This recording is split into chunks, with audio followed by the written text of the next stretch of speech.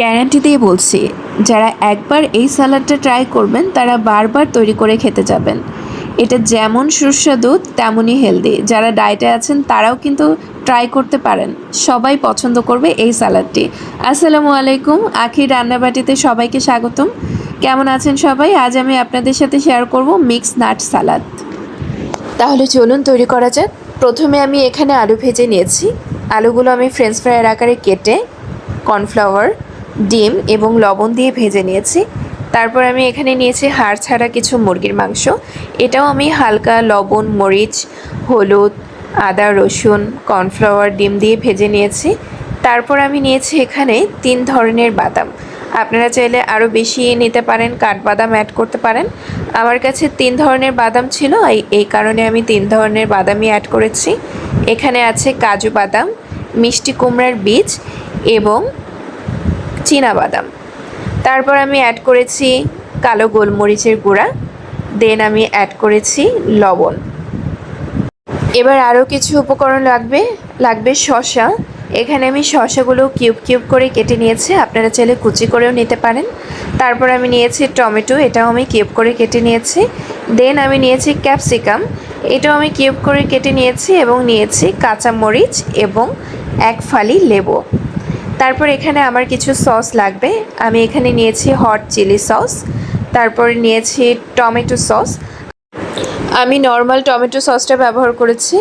দেন আমি এখানে নিয়েছি মেয়োনিজ, এটা নর্মাল মেয়োনিজ, আপনারা চাইলে গার্লিক মেয়োনিজ ইউজ করতে পারেন অথবা হোমমেড মেয়োনিজটাও ইউজ করতে পারেন। আমার কাছে এটাই ছিল, এই কারণে আমি এটাই নিয়েছি।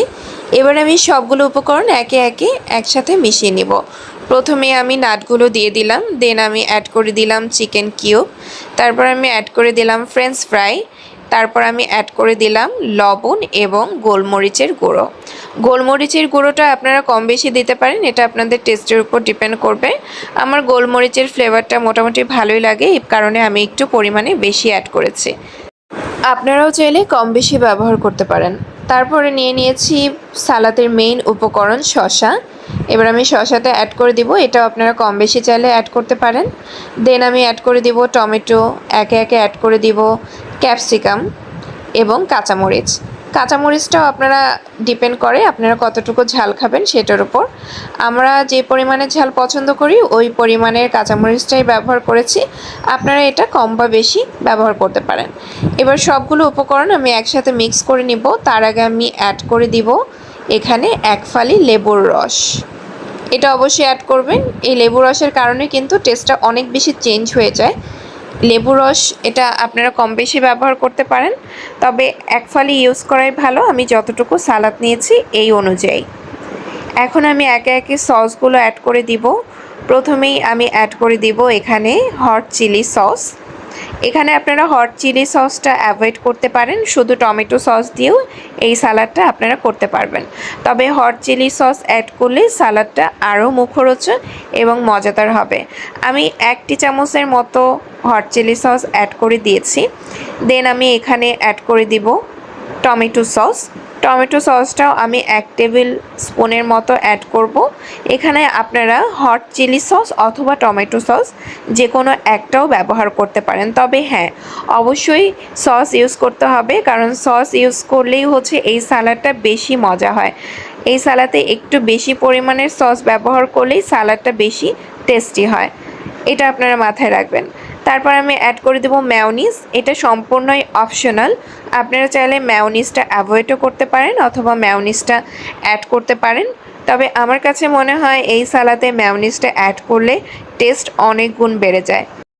এবার দেখতেই পাচ্ছেন সবগুলো উপকরণ আমি একসাথে ভালোভাবে মিক্স করে নিচ্ছি। সবগুলো উপকরণ একসাথে ভালোভাবে মিক্স করে নিয়েই হয়ে গেল মিক্স নাট সালাদ। এই সালাদটা এতটাই মজা যে বারবার তৈরি করতে ইচ্ছে করে। আপনারা টেস্ট করে দেখবেন যে সব কিছু ঠিকঠাক আছে কিনা সালাডটা তৈরি হওয়ার পর। আমি টেস্ট করে দেখলাম আমার সবগুলো উপকরণ একদমই পারফেক্টভাবে দেওয়া হয়ে গেছে। আপনারা যারা ডায়েট করছেন তাদের জন্য কিন্তু এই স্যালাডটা হতে পারে পারফেক্ট ডিনার অথবা লাঞ্চ। এছাড়া সবাই স্যালাডটা একবার হলেও ট্রাই করে দেখবেন এবং আমাকে জানাবেন কেমন হলো। ভিডিওতে সালাডটা যতটা না সুন্দর লাগছে, সামনাসামনি দেখতে কিন্তু আরও বেশি লোভনীয় লাগছিল।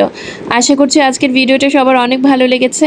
ভালো লাগলে অবশ্যই আমার ভিডিওটা শেয়ার করবেন, আমার ইউটিউব চ্যানেল সাবস্ক্রাইব করবেন এবং আমার ফেসবুক পেজে একটা ফলো দিয়ে পাশেই থাকবেন। আজ তাহলে এ পর্যন্তই। আল্লাহ হাফেজ।